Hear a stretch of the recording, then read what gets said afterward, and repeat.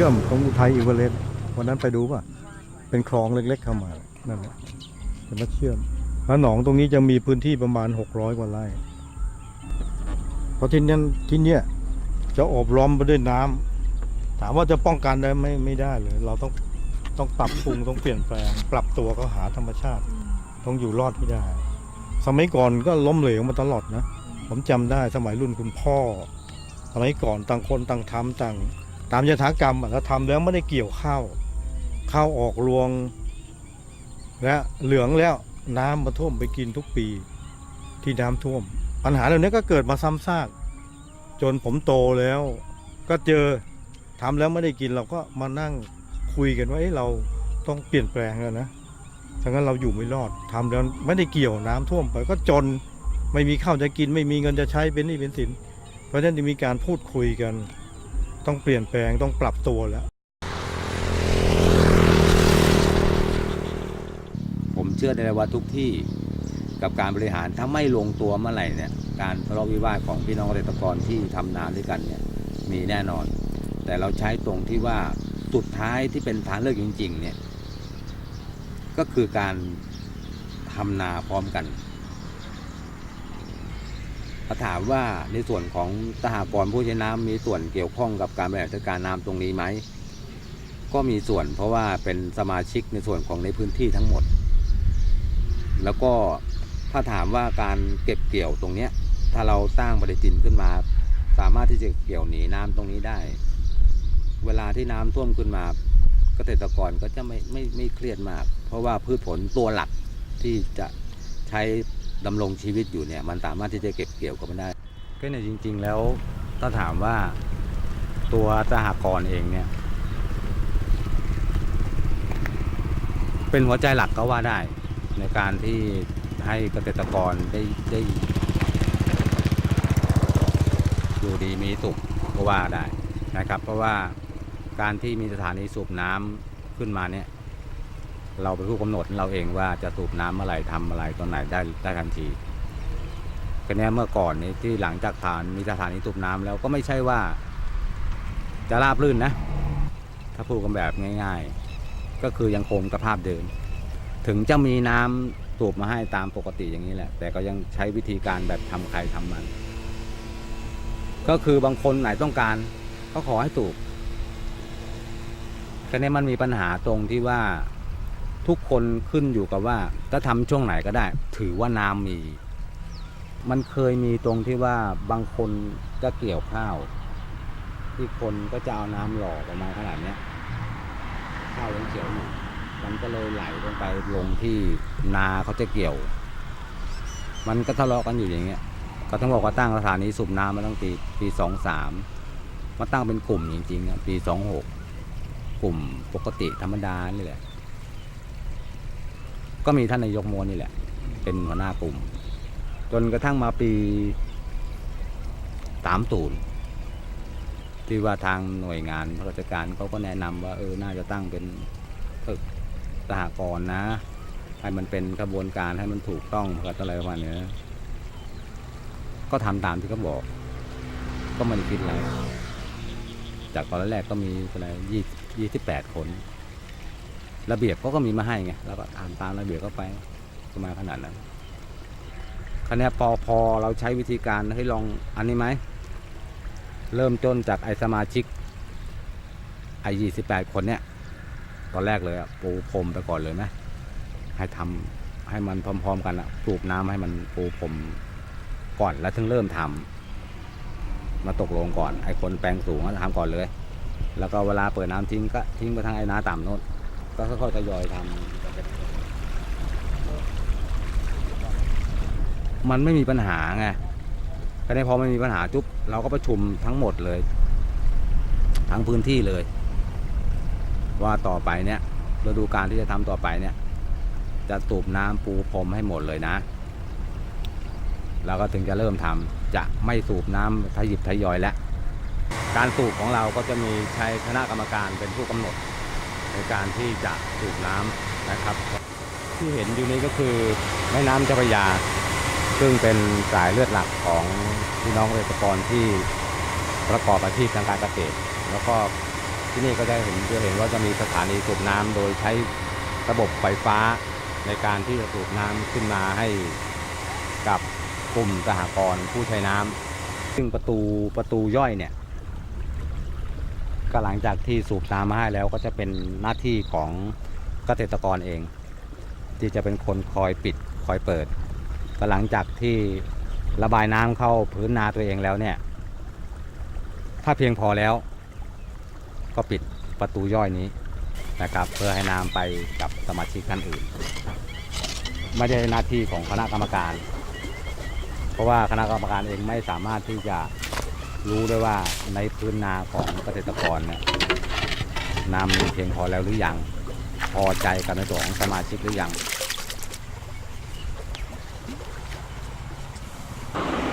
พอมันแห้งเวลาเขาสูบมาแล้วก็เปิด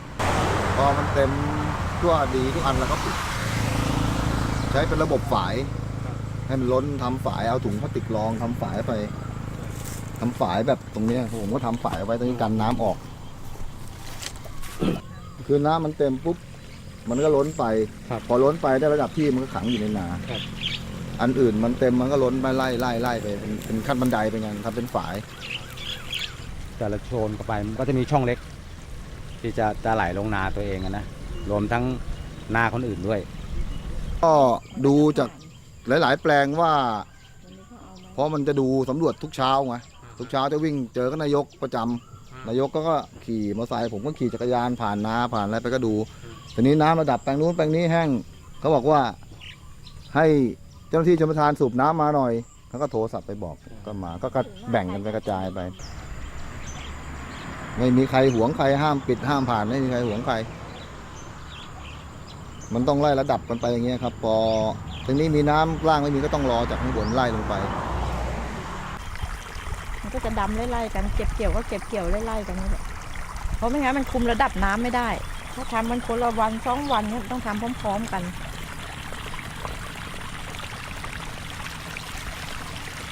ที่การแก้ปัญหาทีละเปาะพอปัญหาเกิดแล้วหาวิธีการแก้ไปเรื่อยๆอย่างนี้ไงซึ่งระเบียบของตัวสหกรณ์เขาไม่ได้มาลวงลึกกับพวกเราอย่างนี้เขาก็จะมีระเบียบตามของเขาอย่างนั้นแต่ของเราใช้วิธีแก้ปัญหากับปัญหาที่มันเกิดก่อนแล้วค่อยๆแก้ไปพอใช้วิธีการอย่างนี้แล้วมันปัญหาที่ขัดแย้งกันมันลดน้อยลงไปเลยอย่างทันตาเห็นมันไม่ใช่ว่าถึงขนาด100%นะแต่ก็มันยังไงอะคนที่เป็นคณะกรรมการมันเบาใจเบาแรงไง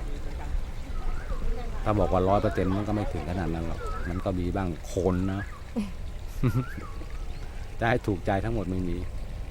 แต่ก็คือปัญหาที่มันเคยมีปัญหาขัดแย้งรุนแรงกันมาต่อเนื่องตอนนั้นมันหดหายไปเกือบหมดเลยซึ่งตอนแรกที่ทำเนี่ยทำนาพร้อมกันเราก็ทำกำหนดเราเองว่าจะทำมาหน้ามันนี่เราไม่ได้ดูไงว่าน้ำจะท่วมช่วงไหนแล้วไหนแล้วก็ทำอย่างเงี้ยดีใจแล้วลดปัญหาขัดแย้งไปได้คือการทำนาพร้อมกันก็ใช้วิธีการเนี้ยบางทีเฮ้ยพร้อมอะไรเอาทำเลยเราไปเจอปัญหาที่รุนแรงที่สุดก็คือปี2538ประมาณนั้นถือว่าท่วมใหญ่เลยนะข้าวก็คือการทำนาพร้อมกันเนี่ยข้าวมันจะเหลืองเสมอกันไปไล่ๆกันไปใช่ไหมปี38เราไม่ได้เกี่ยวเลยร้องไห้กันเลยนะคนที่นั่นมันจะได้ข้าวไงนะเริ่มต้นปฏิทินปี38ที่เรามานั่งคุยกันใหม่ว่ามันเกิดอะไรขึ้นก็ย้อนหลังที่ว่าเคยท่วมมามันในช่วงไหนบ้างผลสรุปหาข้อสรุปมาได้ก็คือน้ำที่จะท่วมในพื้นที่ตะนงเนี่ยช่วงปลายเดือนกันยาที่จะเข้าท่วมก็เลยเพราะว่าพอดีทำข้าวไม่ไวแสงเนี่ยมันมีอายุของมันอยู่เราสามารถนับได้เลยถ้าทำวันนี้จะเกี่ยววันไหนแล้วเราฟันธงได้เลยอย่างเขาก็ขอ41เนี่ยอายุของมัน110 วันเราก็นับเลยปักดำวันนี้จุ๊บนับไป110 วันเกี่ยววันไหนเรากำหนดได้เลยก็เลยใช้ปฏิทินตัวนี้เฮ้ยให้เก็บเกี่ยวจากช่วงนี้มีไหมก่อนที่น้ำจะมา นั่นแหละก็คือปี 38 เป็นปีบทเรียนใหญ่ที่สุดที่เราไม่ได้เกี่ยวในข้าวเลย ตั้งปฏิทินการเพาะปลูกขึ้นมาประสบความสำเร็จจนถึงณตอนเนี้ยเราไม่เคยโดนน้ำท่วมเวลาเก็บเกี่ยวข้าวนะเก็บเกี่ยวก่อนหมดแล้ว ซึ่งจะทำนาที่นี่ก็ที่แน่ชัดเลยก็คือปีละ2 ครั้งนะครับต่อกำหนดการเพาะปลูกก็จะเริ่มจากช่วงของพฤษภาคือ1 ฤดูกาลแล้วก็ใช้ของธันวาอีก1 ฤดูกาลเป็นตัวหลักนะครับที่เรายืนหยัดอยู่ได้ก็คงนี้แหละก็คือปฏิทินการเพาะปลูกที่หลีกเลี่ยงหนีจากน้ำท่วม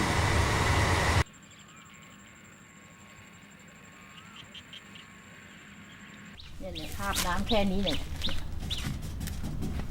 54น้ำก็เว้นไม่กี่ปีน้ำก็จะท่วม แล้วเราก็ต้องอยู่แบบว่าอย่างทำนาเราก็ต้องทำให้ก่อนน้ำมาเนี่ยต้องให้เกี่ยวก่อนในเดือนสิงหาเราคือเกี่ยวแล้วสิงหาแล้วก็ยังปลูกสวนปลูกอะไรเงี้ยเราก็จะเน้นเป็นพืชที่ทนน้ำใช่แต่น้ำเราป้องกันไม่ได้ไงคือเราปลูกของก็ให้หลบให้อย่างข้าวหลบได้ อย่างฝรั่งคือทนน้ำจะตายเป็นบางส่วนแล้วก็ถ้าผิวลายแล้วนี่ร่องรอยยังอยู่ อันนี้เนี่ยที่น้ำท่วมแบบฝรั่งกำลังมีลูกเต็มเลยแล้วก็น้ำท่วมหมดเลยเพราะว่าร่องรอยยังอยู่คืออย่างต้นนู้นน่ะเหลือต้นเดียวนะคือมันจะมีชุดนู้นน่ะเยอะคือเป็นมะม่วงทั้งแถบเลยแถบเนี้ยก็จะเหลือต้นเอง คือฝรั่งก็ทนกว่าแต่เราก็ว่า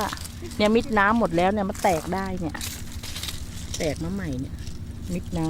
ำมิดประมาณแค่นี้แค่ใบแห้งเลยเราก็จะปรับใหม่ว่าจะปลูกแบบเป็นพืชที่ว่าล้มลุกบ้างเป็นข้าวโพดแล้วก็เป็นพริกคล้ายๆว่าให้เก็บน้ำมาก็ไม่เป็นไรคือเราเก็บผลผลิตไปแล้วก็คือทำพร้อมกันไงที่นี่ทุกคนจะทำพร้อมกันหมดคือจะวิทย์เลิกก็เลิกพร้อมกันไงไม่คือจะทำทีเดียวครั้งเดียวก็คือจบเหมือนกันไปเลยไม่ต้องมาวิทย์น้ำบ่อยผลจากน้ำท่วมแล้วเราก็ถือทำหลบเลยคือเราก็เสียหายบางทีก็น้อยมากถ้าพามาเร็วก็เสียบ้างที่ต่ำที่ปีที่แล้วนี่มาเร็วถ้าที่ต่ำเสียไม่ทันเกี่ยวไม่ทันก็เหลือแต่ที่สูงอะไรเงี้ยปีนี้น้ำมา2 รอบมันก็เลยถามว่ามีผลสืบเนื่องกับการที่อาชีพหลักก็คือการทำนาเนี่ยคนเราอะมีเงินอยู่ในกระเป๋าแล้วปัญหาอะไรมามันก็ยังยิ้มได้ไงน้ำมาท่วมภายหลังเราเสียหายไหมอาชีพหลักเราไม่เสียหายแล้วก็จะมีพวกบรรดาสวนไร่อะไรเงี้ยมันเสียหายตามปกติของมันอาจจะเป็นต้นกล้วยต้นอ้อยอะไรประมาณนั้นที่ปลูกเอาไว้แต่ถ้าถามว่านาอาชีพหลักของเราเนี่ยเราเก็บเกี่ยวกำเงินมาไว้แล้วอะความเครียดมันน้อยแล้วไม่มากเนี่ยเราก็ใช้ตัวเนี้ยตัวปฏิทินเนี่ยตั้งแต่ปี2538จนถึง54ที่ว่าท่วมใหญ่แล้วก็เก็บเกี่ยวแล้วแต่ถามว่าปี54เนี่ยเสียหายไหมเสียนะประมาณสัก 10% ได้ก็คือปรับตัวก็คืออย่างเช่นทำการเกษตรเราก็ต้องทำในช่วงระยะเวลาไหนที่เราจะหลบหลีกการเสียหายให้มากที่สุดแต่ถามว่าจะเกิดการเสียหายไหมมันก็เกิดแต่เราก็จะให้มันเกิดน้อยที่สุดเหมือนแบบถ้าเราลงไปแล้วปุ๊บให้เราเก็บเกี่ยวได้มากที่สุดแต่ถามว่าเสียไหมก็เสียค่ะประมาณนั้นปกติน้ำมาเดือนกันยาแต่อีรุ่น54นี่มาไวจัดแต่ปกติเลยที่ปฏิทินการเพาะปลูกที่ทำกับทีมงานเพาะปลูกของนายกที่ร่วมมือกันทำที่วิเคราะห์กันขึ้นมานะเดือนเมษาต้องเพาะปลูกปลายเดือนเมษาต้องเริ่มเพาะปลูกอย่างไงเก็บเกี่ยวทันหมดการจดบันทึกไว้ว่าผลผลิตที่ได้คือเริ่มทำตั้งแต่ต้นเมษาอย่างเงี้ยสมมติทำต้นเมษาผลผลิตได้เท่าไหร่ ทำปลายพฤษภาผมผลิตได้เท่าไหร่แต่มาสรุปที่อยู่ระหว่างวันที่ 25 เมษายนถึง 1 ต้นเดือนพฤษภาผมผลิตได้รายละเอียดกว่าคือวิเคราะห์ทำการวิเคราะห์ถึงขนาดนั้นกันไงว่าทำช่วงไหนข้าวจะได้ผลผลิตดีที่สุดลองผิดลองถูกกันมาเยอะไงจนเข้าที่แหละ